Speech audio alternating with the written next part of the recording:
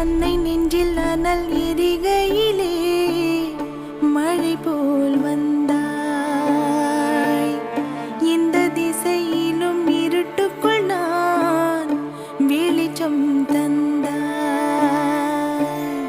ஜென்மம் ஒன்று போதாதென்று 7 ஜென்மம் நான் சுமப்பேன்.